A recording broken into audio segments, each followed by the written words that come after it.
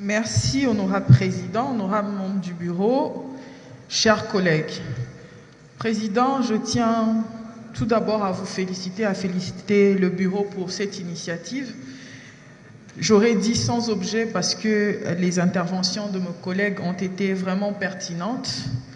Ils sont revenus sur la recommandation. À l'heure où l'Assemblée nationale est indexée du doigt partout, dans les réseaux sociaux, dans la télévision, dans la radio, on dit que l'Assemblée nationale est muette sur la situation que vit actuellement le Congo. Honorable Président, s'il était permis de voter par deux mains, par notre règlement intérieur, je voterai avec mes deux mains pour cette recommandation. Honorable Président, chers collègues, il eut un temps où même à l'Assemblée nationale, même à certains niveaux de notre pays, on avait même peur de qualifier l'agresseur. On avait même peur de dire que c'est le Rwanda qui nous attaque. Et aujourd'hui, voir une recommandation où le petit Rwanda est cité nommément à l'Assemblée nationale, ça me donne vraiment un sentiment de grande joie. Honorable Président, on ne négocie pas de bonne foi avec des personnes de mauvaise foi. Vers les années 2008 ou 2010, il y a un chercheur, professeur congolais, qui a fait une belle analyse. Il a dit qu'au Congo, lorsque vous tuez une personne, on vous emmène à la télévision. On dit, hey, elle a tué, il a tué.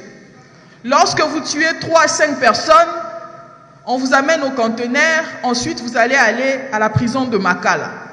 Mais lorsque vous tuez 1000 personnes, on vous appelle pour venir négocier. Quelle partie du territoire vous voulez, quel poste vous voulez occuper. Et avec cette recommandation, nous marquons la fin de cette période. Chers collègues, il y a eu beaucoup d'insistance sur le mot infiltration. Notre pays a été infiltré, nous avons beaucoup d'infiltrés, mais je voudrais dire du haut de cette tribune qu'avec la même énergie où nous condamnons les infiltrés, il faut aussi condamner les Congolais qui ont vendu ce pays, des vrais traîtres.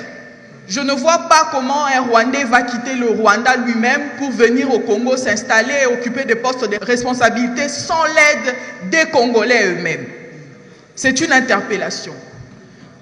Honorable Président, on a vu des gens ici, général dans l'armée régulière congolaise, mais lorsqu'il arrive à la CPI, il dit « Je suis Rwandais ». Ce sont des pages noires de notre histoire que l'on doit enrayer.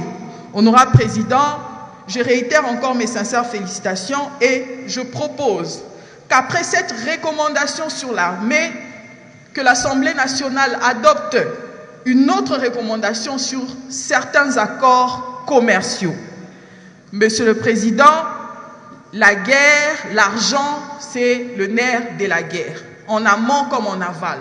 Nous n'avons pas d'accord à faire avec le Rwanda. Le Rwanda ne peut rien apporter à notre pays pour la simple raison que 100 millions d'habitants constituent 100 millions de marchés, des bouches à nourrir. Nous ne pouvons pas maintenir certains accords commerciaux avec le Rwanda. Honorable Président, la guerre, c'est tout d'abord psychologique.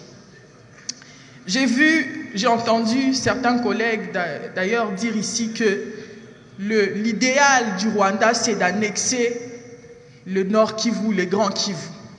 J'aimerais qu'on ne répète plus ces phrases. C'est infaisable. On a réussi à nous mettre des choses dans la tête. Nous avons créé une phobie. Numériquement, démographiquement, tous les paramètres possibles, c'est impossible. Et qu'est-ce qu'on fait? On commence par la tête. Il n'y aura pas de négociations. Le Congo appartient et appartiendra aux Congolais. Je vous remercie, chers collègues. Merci, merci honorable.